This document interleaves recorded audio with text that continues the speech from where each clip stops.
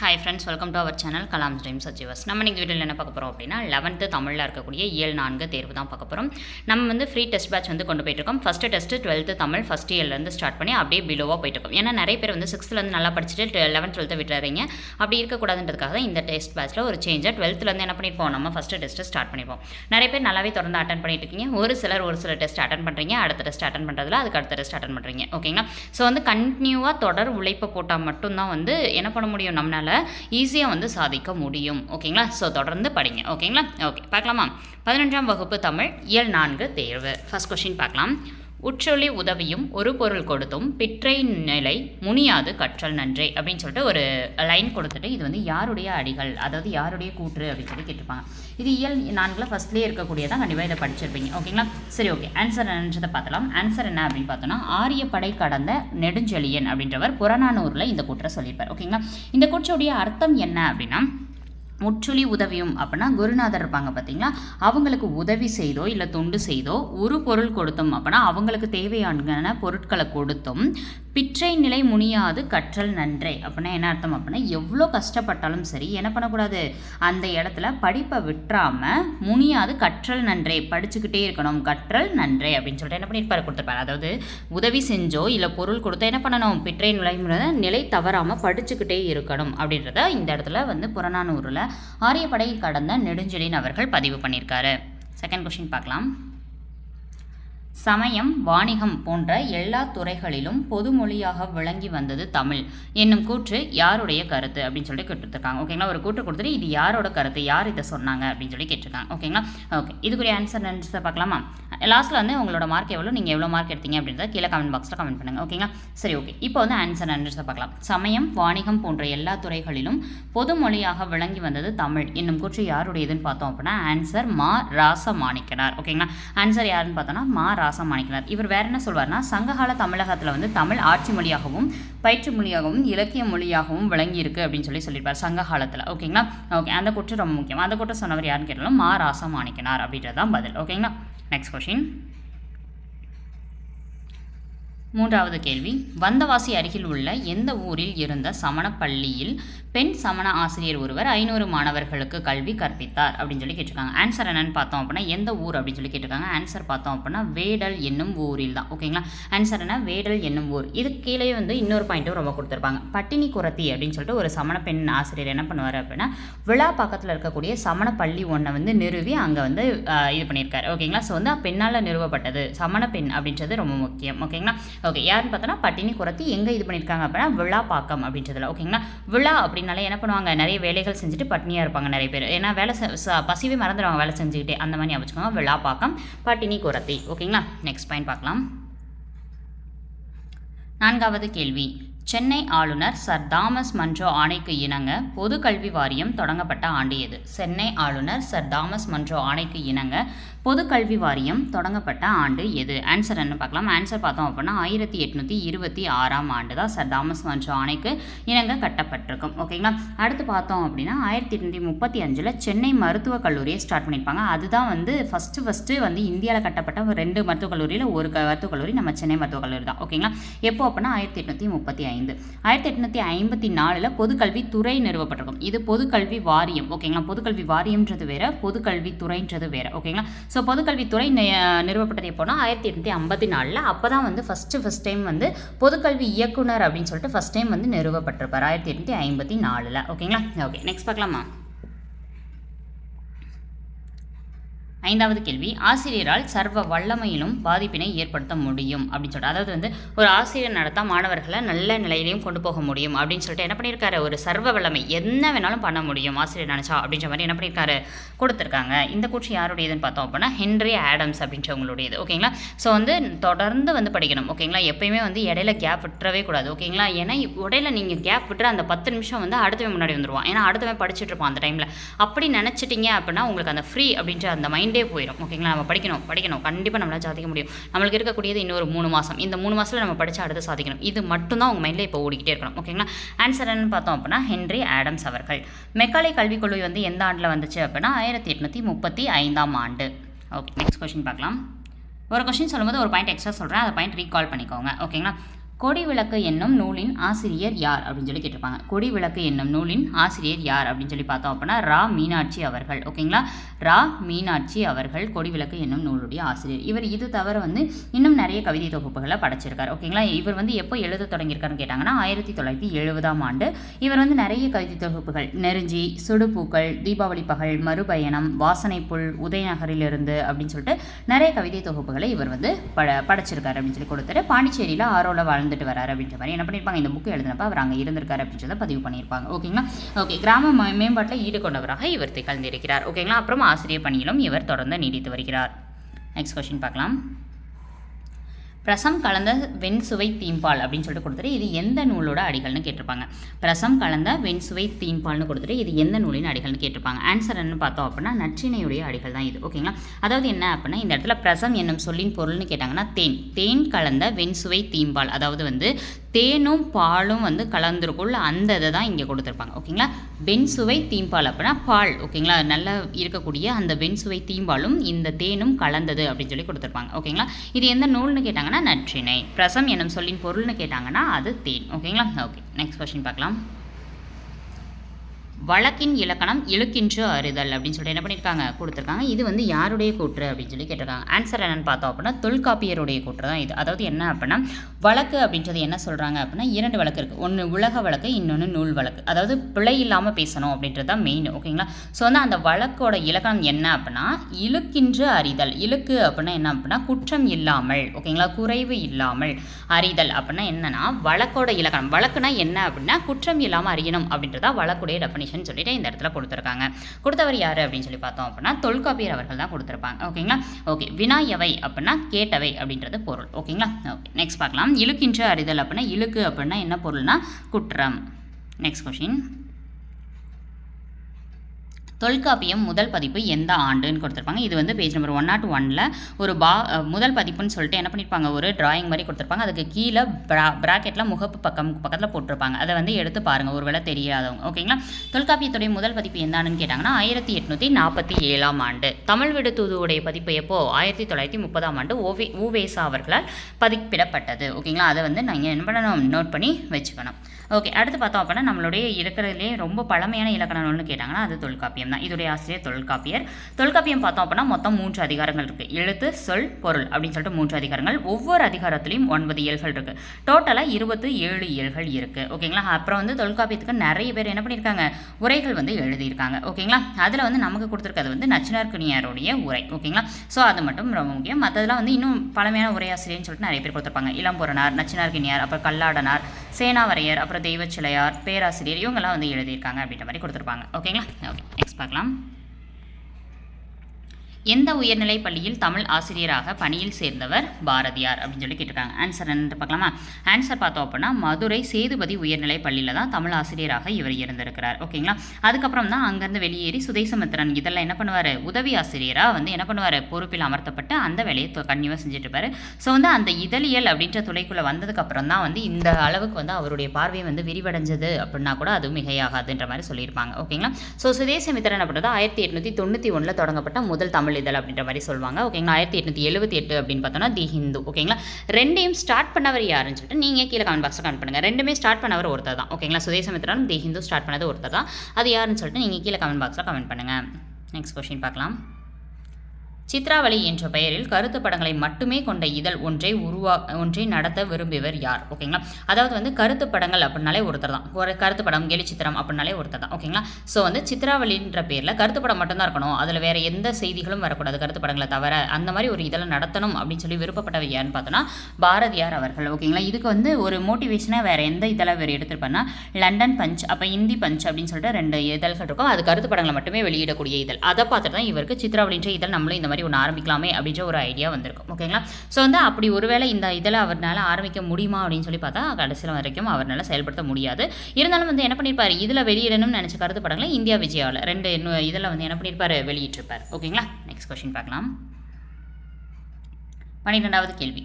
பெண்மை அறிவுயர பீடோங்கும் பெண்மைதான் உண்மையுற ஓங்கும் உலகு. ஓகேங்களா, அப்படின்னு சொல்லிட்டு ஒரு இதை கொடுத்துட்டு பெண்களுக்காக அவரின் எந்த இதழில் வந்து குரல் வெண்பா எழுதினார் பாரதியார். அதாவது பாரதியார் என்ன பண்ணியிருப்பாரு அப்படின்னா, பெண் வந்து நல்லா உயரணும், உலக அளவு என்ன பண்ணணும், கொஞ்சம் நல்லா வந்து வெளிப்படணும், வெளிப்பாடோடு அவங்க நடந்துக்கணும் அப்படின்றத என்ன பண்ணியிருப்பாரு அப்படின்னா ஒரு குரல் வெண்பாவில் எழுதியிருப்பார். அது எந்த இதழில் எழுதியிருப்பாரு அப்படின்னு சொல்லி கேட்டிருப்போம். ஆன்சர் என்னன்னு பார்த்தோம் அப்படின்னா சக்கரவர்த்தினி. ஓகேங்களா, ஆன்சர் என்ன சக்கரவர்த்தினி. ஓகே, நெக்ஸ்ட் கொஸ்டின் பார்க்கலாம். சக்கரவர்த்தினி இதழில் வந்து பணியாற்றியவர் யாருன்னு கேட்டாலும் நம்மளுக்கு என்ன தெரியணும், பாரதியார்ன்றது தெரியணும். ஏன்னா இந்தியா விஜயா தான் நிறைய பேருக்கு தெரியுது, இது தெரிய மாட்டேங்குது. எங்கே இந்தியா இதே மாதிரி இந்த இதழ்கள்லாம் என்ன பண்ணணும், நோட் பண்ணி வச்சுக்கணும். ஓகேங்களா, ஓகே, இது வந்து சக்கரவர்த்தினி என்னும் இதழ். ஓகேங்களா, இதில் தான் இந்த குறளை வந்து அவர் எழுதியிருக்காரு. நெக்ஸ்ட் கொஸ்டின் பார்க்கலாம். எந்த இதழானது சிவப்பு வண்ணத்தாளில் வெளியிடப்பட்டது? எந்த இதழானது சிவப்பு வண்ணத்தாளில் வெளியிடப்பட்டது பாரதியாரோட இதழில் அப்படின்னு பார்த்தோன்னா இந்தியா என்னும் இதழ். ஓகேங்களா, எதனால அப்படின்னு சொல்லி பார்த்தோம் அப்படின்னா சிவப்பு வண்ணம் அப்படின்றது வந்து புரட்சியையும் விடுதலையும் குறிக்கிறதா இருக்கணும் அப்படின்றதுக்காக என்ன பண்ணியிருக்காரு, அவருடைய இதிலேயே வந்து என்ன பண்ணியிருக்காரு, இதழையேன்னு இந்த மாதிரி வந்து மாற்றி வண்ணம்ல வெளியிட்டிருக்காரு. ஓகேங்களா, ஸோ வந்து இந்தியா என்னும் இதழ் அதுதான் ரொம்ப முக்கியம். ஓகேங்களா, ஓகே, இந்தியா அது இல்லாமல் இவர் நடத்துனது வேற என்ன, விஜயா என்னும் இதழ். ஓகேங்களா, இது தவிர வேறு ஏதாச்சும் இதழ்கள் அவர் நடத்தினான்னு கேட்டால், அதாவது அவர் நடத்தலை, ஆசிரியராக இருந்தாரான்னு கேட்டால் இருந்திருக்காரு. வேறு என்னென்ன இதழ்களில் இருந்திருக்காரு அப்படின்னா சக்கரவர்த்தினி அப்படின்றது பெண்களுக்காக நடத்தப்பட்ட ஒரு இதழ், அதில் இருந்திருக்காரு.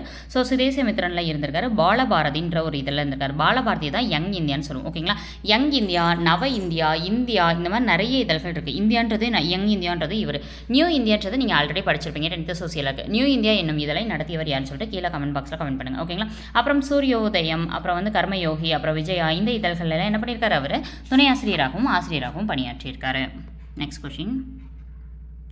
வினைபயன் மெய் உரு என்ற 4 வகை பெற வந்த உவமத் தோற்றம் அப்படின்னு சொல்லிட்டு கொடுத்துட்டு இது வந்து எந்த நூல்னு கேட்டிருப்பாங்க. ஆன்சர் என்னன்னு பார்க்கலாம். ஆன்சர் பார்த்தோம் அப்படின்னா தொல்காப்பியம். அதாவது வந்து உவமத் தோற்றம் அப்படின்றது இந்த 4 உறுப்புகளை பொறுத்து தான் இருக்கும். எதுனா வினை, பயன், மெய், உரு அப்படின்னு சொல்லிட்டு என்ன பண்ணியிருப்பாரு, கொடுத்துருப்பாரு. இது தொல்காப்பியம்ன்றதுன்னு நம்மளோட சிலபஸில் இருக்கனால இந்த அடிகளை மட்டும், இலக்கணம் நீங்கள் படிக்க வேணா, அந்த அடிகளை மட்டும் படித்து வச்சுக்கோங்க. அந்த அடிகள் அதனால் வந்து சொல்லப்படக்கூடிய நூல், அதை மட்டும் படித்து வச்சுக்கோங்க.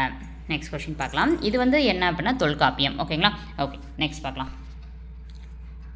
இந்த தொல்காப்பியம் இருக்கக்கூடிய பேஜில் இன்னொன்று என்ன கொடுத்துருப்பாங்க அப்படின்னா ஊர்குறுமாக்கள் வெண்கோடு கலாலின்னு கொடுத்துருப்பாங்க. அது புறநானூறு. ஊர்குறுமாக்கள் அதை மட்டும் ஞாபகம் வச்சுக்கோங்க. குரு புற அப்படின்ற மாதிரி ஞாபகம் வச்சுக்கோங்க. நெக்ஸ்ட் கொஸ்டின் பார்க்கலாம். சுட்டும் வெளிச்சுடர்தான் கண்ணம்மா சூரிய சந்திரரோ அப்படின்னு சொல்லிட்டு என்ன பண்ணியிருக்காங்க, ஒரு அடிகளை கொடுத்துட்டு இதை வந்து என்ன பண்ணியிருக்காங்க, இது யாருடைய அடிகள்னு கேட்டிருக்காங்க. இது யாருடைய அடிகள்னு பார்த்தோம் அப்படின்னா பாரதியாருடைய அடிகள். ஓகேங்களா, கண்ணம்மா என் காதலி அப்படின்றதுல வந்து என்ன பண்ணியிருப்பார், இந்த அடிகளை எழுதியிருப்பார். சுட்டும் வெளிச்சுடர்தான் கண்ணம்மா சூரிய சந்திரரோ அப்படின்னு சொல்லிட்டு வட்ட கரிய ஒளி கண்ணம்மா வான கருமை சொல்லை அப்படின்னு சொல்லி கொல்லோ அப்படின்னு சொல்லிட்டு கொடுத்துட்டு பட்டு கருநீல புடவை பதித்த நல் வைரம் நட்ட நடு நெசியில் தெரியும் நட்சத்திரங்களடி அப்படின்னு சொல்லிட்டு என்ன பண்ணியிருப்பார், அவ்வளோ அற்புதமான ஒரு கவிதையை பாரதி அவர்கள் என்ன பண்ணியிருப்பார், கொடுத்துருப்பார். ஓகேங்களா, இது ரொம்ப முக்கியம். ஏன்னா இது வந்து பாஞ்சாலி சபதம் அப்படின்றத இந்த இடத்துல மென்ஷன் பண்ணியிருப்பாங்க. போன எக்ஸாமில் நீங்கள் நல்லா பார்த்துருந்தீங்கன்னா தெரியும், பாஞ்சாலி சபதத்தில் இருந்து என்ன பண்ணியிருந்தாங்க, கொஷின்ஸ் வந்து கேட்டிருந்தாங்க. ஓகேங்களா, ஸோ இந்த அடிகள் வந்து ரொம்பவே முக்கியம். இந்த அடிகளை பொறுத்த வரைக்கும் இந்த அடிகளுக்கு கீழே இருக்கக்கூடிய பொருளையும் படித்து வச்சுக்கோங்க. ஓகேங்களா, ஓகே, நெக்ஸ்ட் பார்க்கலாம். ஈயல் புற்றத்து ஈர்ம்புறத்து இருத்த அப்படின்னு சொல்லிட்டு கொடுத்துட்டு இது வந்து எந்த அடிகள், எந்த நூலில் வந்து இடம்பெற்ற அடிகள்னு கேட்டிருக்காங்க. ஆன்சர் என்ன பார்க்கலாம். ஆன்சர் என்ன அப்படின்னு சொல்லி பார்த்தோம் அப்படின்னா அகநானூறு அப்படின்றதா சரியானது. ஓகேங்களா, அதாவது இதில் வந்து என்ன சொல்லியிருப்பாங்க அப்படின்னு சொல்லி பார்த்தோம் அப்படின்னா தோழி வந்து தலைவிக்கு சொல்லுவாங்க. ஓகேங்களா, அப்படி தலைவிக்கு சொல்லும்போது என்னன்னு சொல்லுவாங்க அப்படின்னு சொல்லி பார்த்தோம் அப்படின்னா நீங்கள் வந்து கவலைப்படாதீங்க, பசியோடு அலைஞ்சு திரியக்கூடிய கரடி ஒன்று ஈசல்கள் நிறைந்த புற்றில் வந்து கையை விட்டு பார்க்குது அப்படின்ற மாதிரி. ஓகேங்களா, அதான் ஈயல் புற்றத்து ஈர்ம்புறத்து இருத்த அப்படின்னா ஈயல் புற்றுனா ஈசல் இருக்கக்கூடிய அந்த புற்றில் வந்து என்ன பண்ணுது, கரடி வந்து கையை விட்டு பார்க்குது. ஓகேங்களா, கையை விட்டு அதுக்கு பிடிச்சதை வந்து என்ன பண்ணுறது, எடுத்து சாப்பிட்லாம் அப்படின்னு சொல்லிட்டு என்ன பண்ணுது அப்படின்றத எடுத்து சாப்பிட்லான்னு அது பார்க்குது. ஆனால் அது விடுற நேரத்தில் புத்துக்குள்ளே பாம்பு இருந்திருக்கு. ஓகேங்களா, பாம்பு மேலே என்ன பண்ணிடுச்சு, கரடியோட நகம் பட்டு பாம்பு வந்து வழியெல்லாம் துடிச்சிட்ருக்கு. ஓகேங்களா, அப்படி வந்து பாம்பு என்ன பண்ணுது அப்படின்னா துன்பப்படுது. ஓகேங்களா, ஸோ வந்து அந்த பாம்பு துன்பப்படுறதை பார்த்துட்டு என்ன பண்ணுவார் அப்படின்னா அது வந்து தலைவன் வந்து அதை பார்க்கும்போது தன்னோட பிரிவு வந்து தலைவிக்கும் இந்த மாதிரி தானே இருக்கும்னு நினச்சிட்டு அவர் உங்களை தேடி வந்துருவாருன்னு சொல்லிட்டு தோழி ஆட்சிப்படுத்துவாங்க. ஓகேங்களா, தலைவி நீங்கள் கவலைப்படாதீங்க, தலைவன் வந்துருவார். இந்த மாதிரி செயல்கள்லாம் அவங்களுக்கு வழியில் நடக்கும். அதை பார்க்கும்போது தலைவனுக்கு உங்களுடைய ஞாபகம் வரும்னு சொல்லிட்டு ஆட்சிப்படுத்துவாங்க. ஓகேங்களா, ஸோ அதுதான் ஈயல் புற்றத்து அப்படின்னா ஈசலை வந்து புற்றுக்குள்ளே புற்றுக்குள்ளே வந்து விட்டு எடுக்கக்கூடிய கரடி, வல்சின்னு சொல்லி கொடுத்துருப்பாங்க இந்த இடத்துல கரடிக்கு. ஸோ வந்து எடுக்கக்கூடிய கரடி அப்படின்னு வந்துச்சு, அந்த பொருளில் வந்துச்சுனாலே அது அகநானூறு. ஓகேங்களா, ஏன்னா அகநானூறுனா அகம் மனசுக்குள்ளே. ஓகேங்களா, ஸோ தலைவியை வந்து மனசில் நினச்சிட்டு வாடக்கூடிய தலைவிக்கு ஆட்சிப்படுத்துவாங்க. நெக்ஸ்ட் பார்க்கலாம். ஆட்சிப்படுத்துறதுன்றது வழிப்படுத்துறது. நான் இந்த இடத்துல வேறு பொருளை சொல்கிறேன். ஆட்சிப்படைன்றது வேறு. ஓகேங்களா? ஓகே, பார்க்கலாம். நசை பெரிது உடையர் நல்களும் நல்குவர். இது எந்த நூலின் அடிகள்? நசை பெரிது உடையர் நல்களும் நல்குவர் அப்படின்னு சொல்லிட்டு கொடுத்துட்டு இது எந்த நூலுடைய அடிகள் அப்படின்னு சொல்லி கேட்டிருப்பாங்க. ஆன்சர் என்னன்றதை பார்க்கலாம். ஆன்சர் என்ன அப்படின்னா குறுந்தொகையுடைய அடிகள் தான் இது. ஓகேங்களா? அதாவது நசை பெரிது உடையர் நல்களும் நல்குவர், பிடிப்பசி களையிய பெருங்கை வேளம் மின்சினை யாம் பொழிக்கும் அன்பின தோழி அவர் சென்ற ஆரை அப்படின்னு சொல்லிட்டு என்ன பண்ணியிருப்பாங்க, இந்த இடத்துல வந்து அந்த பாடலை முழுவதும் கொடுத்துருப்பாங்க. அதாவது இது வந்து ஒரு அற்புதமான ஒரு பாடல்னு கூட சொல்லலாம். ஓகேங்களா? எப்படி அப்படின்னா நசை பெரிது அப்படின்னா நசைனா இந்த இடத்துல விருப்பம் அப்படின்னு சொல்லி சொல்லுவாங்க. ஓகேங்களா? ஸோ வந்து இந்த இடத்துலையும் வந்து ஒரு பெண் ஒரு தலைவி, ஓகேங்களா, தலைவியை வந்து தோழி வந்து என்ன பண்ணுவாங்க, ஆற்றுவிக்கிற மாதிரி தான் இந்த பாடலையும் எழுதியிருப்பாங்க. அதாவது என்ன அர்த்தம் அப்படின்னா நசைனா விருப்பம். ஓகேங்களா? அதாவது வந்து தலைவன் வந்து வரவழியில் வந்து யானை என்ன பண்ணுமா, பெண் யானையுடைய பசிக்காக யா அப்படின்னு சொல்லிட்டு ஒரு மரம் இருக்குமா. ஓகேங்களா? அந்த யா மரத்தோட பட்டையை உரிச்சு அதில் இருக்கக்கூடிய ஈர சுவையை வந்து நீ பருகிக்கோ அப்படின்னு சொல்லி அந்த பெண் யானைக்கு வந்து ஆண் யானை வழி காமிக்குமா. ஓகேங்களா? இதுதான் இந்த பாடலில் வந்து சொல்லியிருப்பாங்க. அதாவது என்னன்னா இந்த லைனில் நசை பெரிது உடையர் நல்களும் நல்குவர் அப்படின்னா இந்த அடிகளில் அதை கொடுத்துருக்க மாட்டாங்க. இதுக்கு அடுத்த அடிகளில் பிடிப்பசி களையிய பெருங்கை வேலம் அப்படின்னு கொடுத்துருப்பாங்க. வேலம்னா யானை அப்படின்றது பொருள். ஓகேங்களா? ஸோ வந்து அந்த மாதிரி கொடுத்துட்டு கீழே எல்லாம் பொருள் கொடுத்துருப்பாங்க. இதோட பொருள் என்ன அப்படின்னு சொல்லி பார்த்தோம் அப்படின்னா இந்த மாதிரி பார்க்கும்போது தலைவியும் நம்மளை வந்து இந்த மாதிரி தேடுவாளே அப்படின்னு சொல்லி தலைவனுக்கு ஞாபகம் வந்து வர மாதிரி என்ன பண்ணியிருப்பாங்க, இந்த இடத்துல குறுந்தொகையில் எழுதியிருப்பாங்க. ஓகேங்களா? ஸோ வந்து மோஸ்ட்லி வந்து இந்த சங்க இலக்கியங்களை பொறுத்த வரைக்கும் நிறைய இதில் என்ன பண்ணியிருப்பாங்க, தலைவன் தலைவியை வச்சு தான் அவங்களுடைய நிலையை வைத்து தான் எழுதப்பட்டிருக்கும். ஓகேங்களா? ஸோ நசை அப்படின்னா விருப்பம் அப்படின்றத ஞாபகம் வச்சுக்கோங்க. ஓகேங்களா? விருப்பம் அப்படின்றது குறுந்தொகைனா குறு அப்படின்னா கம்மின்னு தானே அர்த்தம். விருப்பம்ன்றது யாருக்காச்சும் கம்மியாக இருக்குமா? கண்டிப்பாக கம்மியாக இருக்காது. ஓகேங்களா? அடுத்து இந்த விருப்பம் நிறைவேணும், இந்த விருப்பம் நிறைவேணும், இந்த மாதிரி நிறைய விருப்பங்கள் இருக்குல்ல, அந்த மாதிரி ஞாபகம் வச்சுக்கோங்க. ஓகேங்களா? ஜஸ்ட் இதுக்குள்ள தேவைப்பட்டால் எடுத்துக்கோங்க. நெக்ஸ்ட் பார்க்கலாம். நும்மினம் சிறந்தது நுவ்வை ஆகும் என்று அப்படின்னு சொல்லிட்டு என்ன பண்ணியிருக்காங்க, ஒரு அடிகளை கொடுத்துட்டு இது எந்த நூலின் அடிகள்னு கேட்டிருப்பாங்க. இது வந்து எந்த நூலின் அடிகள் அப்படின்னா நற்றிணை. ஓகேங்களா? இதுவும் அதே மாதிரி தான் தலைவன் தலைவியை வந்து சந்திக்கலாம் அப்படின்னு சொல்லிட்டு என்ன பண்ணுறாங்க போகிறாங்க. அப்படி போகும்போது என்ன பண்ணுறாங்க அப்படின்னா ஒரு மரத்துக்கிட்ட நின்று பேசுகிற மாதிரி என்ன பண்ணுவாங்க, இந்த சீனை வந்து கொடுத்துருப்பாங்க. ஓகேங்களா? இதில் என்ன அர்த்தம் அப்படின்னு சொல்லி பார்த்தோம் அப்படின்னா நம்ம வந்து வேறு இடத்துல நின்று வந்து பேசலாம் அப்படின்னு சொல்லிட்டு தலைவி வந்து தலைவன் வந்து சொல்வார். எதனால அப்படின்னு பார்த்தோன்னா அந்த மரத்தை என்ன பண்ணுவார், தங்கையாக நினைப்பார். உன் தங்கையாக நான் நினைக்கிறேன். ஸோ தங்கைக்கு முன்னாடி நம்ம பேசுகிறது அப்படின்றது வந்து கண்டிப்பாக வந்து என்ன பண்ண முடியாது, ஒரு முறையாக ஆகாது. ஓகேங்களா? ஸோ தங்கை பக்கத்தில் இருக்கும்போது தலைவன் கூட வந்து பழகுவது கண்டிப்பாக தப்பு அப்படின்னு சொல்லிட்டு என்ன பண்ணுவாங்க, தலைவி வந்து தலைவன் கிட்ட சொல்லுவாங்க. ஸோ வந்து நும்மினும் சிறந்தது அப்படின்னா உன்னை விட சிறந்தது, நுவ்வை அப்படின்னா உன் தங்கை. ஓகேங்களா? உன் தங்கை ஆகும். ஓகேங்களா? உன்னை விட சிறந்தது உன் தங்கை, அவளின் முன் வந்து நம்ம பேசுறதுன்றது பழகுவது முறையா அப்படின்னு சொல்லி தலைவி தலைவன்கிட்ட கூறி நீங்கள் வந்து கூறுவ. அப்படின்னா இதோட அடிகள் என்னென்னா நம்ம அந்த மரத்துக்கிட்ட சந்திக்க வேண்டாம், வேறு இடத்துல சந்திக்கலாம் அப்படின்றத இதுக்குள்ளே மறைந்து இருக்கக்கூடிய பொருள். ஓகேங்களா? அதுதான் குறிப்புன்னு சொல்லுவாங்க. அது நமக்கு தேவையில்லை. இலக்கணம் சார்ந்து நீங்கள் பார்க்க வேணாம், அது எந்த நூல்னு மட்டும் பார்த்துக்கோங்க. ஸோ வந்து இது என்ன நூல் அப்படின்னு சொல்லி கேட்டாங்க அப்படின்னா நற்றிணை. நுவ்வை அப்படின்னா உன்னுடைய தங்கை அப்படின்றத அர்த்தம். ஓகேங்களா? உன்னோட தங்க அப்படின்னு வந்தாலே வந்து தலைவன் தலைவி, இது வந்து நற்றிணை தானே. அவ்வளோ நல்லவராக இருந்திருக்காரு தலைவியும் தலைவனும், அந்த மாதிரி நல்லவர் அப்படின்னா நற்றிணை அப்படின்ற மாதிரி வச்சுக்கோங்க. Next question. செந்தமிழ் செம்மல் என அழைக்கப்படுபவர் யார்? செந்தமிழ் செம்மல் என அழைக்கப்படுபவர் யார்? யாருன்னு பார்த்தோம் அப்படின்னா ஆன்சர் டாக்டர் ஜி.யு. போப் அவர்கள். 1839ஆம் ஆண்டு தென்னிந்தியாவுக்கு வந்து வந்திருப்பார். ஓகேங்களா? ஸோ வந்து அவர் என்ன பண்ணுவார் அப்படின்னா சென்னையில் சாந்தோம் அப்படின்ற இடத்துல என்ன பண்ணுவார், ஃபஸ்ட்டு தமிழ் உரையை படித்து சொற்பொழிவாற்றிருப்பார். எவ்வளோ பெரிய விஷயம் பாருங்கள். அவர் அங்கேருந்து வந்தவர் நம்ம தென்னிந்தியாவுக்கு வர்றதே 1839 தான். ஓகேங்களா? கிட்டத்தட்ட அவர் வந்தது வந்து அவருடைய 19வது வயசில். ஏன் அப்படின்னு சொல்லி பார்த்தோன்னா 1820 தான் அவர் பிறந்திருப்பார். ஓகேங்களா? ஸோ 20 பிறந்து மொத்தம் வந்து 19 வயசுல என்ன பண்ணிட்டாரு, ஒரு உரை அப்படின்றத அவர் நிகழ்த்துறாரு அப்படின்னா இது வந்து ரொம்பவே பெரிய விஷயம். ஓகேங்களா? ஸோ தென்னிந்தியாவுக்கு வந்தது 19 வயசில். ஓகேங்களா? சென்னையில் வந்து சாந்தோன்ற இடத்துல இந்த மாதிரி சொற்பொழிவாற்றிருக்காரு. ஸோ இவர் நிறைய இதை வந்து என்ன பண்ணியிருப்பார், ஆங்கிலத்தில் வந்து என்ன பண்ணியிருப்பாரு அப்படின்னா மொழிபெயர்த்திருப்பார். ஓகேங்களா? ஸோ வந்து இவர் வந்து எப்போ வந்தாருன்றது மட்டும் நம்ம என்ன பண்ணிக்கலாம், தெரிஞ்சு வச்சுக்கலாம். ஓகேங்களா? மொத்தம் வந்து 70 ஆண்டுகள் வந்து நம்ம தமிழுக்காக வந்து தொண்டு செஞ்சிருப்பார். 1908ஆம் ஆண்டு இறந்திருப்பார். ஸோ ஓகேங்களா? எப்போ பிறந்தார், எப்போ இறந்தார்? 1820 பிறந்து 1908 இறந்திருப்பார். தென்னிந்தியாவுக்கு வந்தது 1839. செந்தமிழ் செம்மல் அப்படின்னு அழைக்கப்படுபவர் யாருன்னு கேட்டாங்கன்னா டாக்டர் ஜி.யு. போப் அவர்கள். ஓகே, செந்தமிழ் செல்வர் யாருன்னு சொல்லிட்டு நீங்கள் கீழே கமெண்ட் பாக்ஸில் கமெண்ட் பண்ணுங்கள். Next question.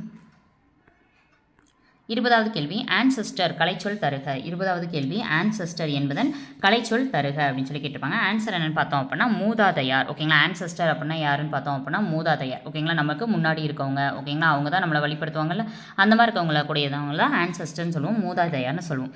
ஓகே, 20 கேள்விகள் முடிஞ்சிச்சு. 20 கேள்விகளுக்கு நீங்கள் எவ்வளோ மார்க் எடுத்திருக்கீங்க, உங்களோட பேர் என்னன்றதை கமெண்ட் பாக்ஸில் கமெண்ட் பண்ணுங்கள். 21வது கேள்விக்கான ஆன்சரை ஜஸ்ட் கமெண்ட் பண்ணுங்கள். இது மார்க்கில் சேர்க்க வேண்டாம். இது என்ன அப்படின்னா பெண்ணுக்கு ஞானத்தை வைத்தான் புவி பேணி வளர்த்திடும் ஈசன் அப்படின்னு சொல்லி இந்த அடிகள் வந்து யாருடன் தொடர்புடையதுன்னு சொல்லிட்டு என்ன பண்ணுங்கள், கீழே கமெண்ட் பாக்ஸில் கமெண்ட் பண்ணுங்கள். ஓகேங்களா? தேங்க்ஸ் ஃபார் வாட்சிங்.